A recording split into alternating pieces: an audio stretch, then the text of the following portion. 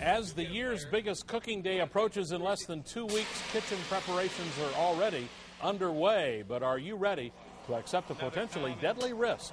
Fact, cooking fires peak on Thanksgiving. Good evening, everyone. It is something firefighters say they are legitimately concerned about. Cooking fires cause on average 460 deaths each year across the country. Now, officials in Fond du Lac say their city hasn't seen anything deadly, but firefighters there have seen a rash of stove fires. And these fires, they say, are easily preventable. Fox 11's Lindsay Vermis has the story. This has become a too common sight in Fond du Lac. In little more than a month's time, firefighters have battled 7 major stove fires. The most recent at Helen Gross's home.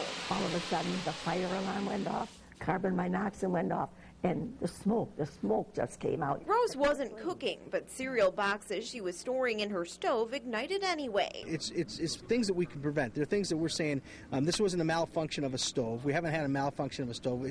It's been human error. And a trend chief, Pete O'Leary, says firefighters haven't been able to curb. According to the National Fire Protection Association, fires from other causes like candles, heating equipment, or smoking have dropped steadily. But cooking fires remain a problem.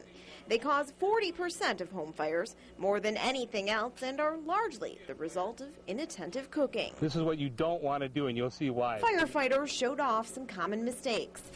Putting water on a grease fire, leaving hot mitts too close to the burner, or trying to run a burning pan outside. You can imagine this on your carpet floor. In a grease fire, firefighters say it's best to cover the pan and get out.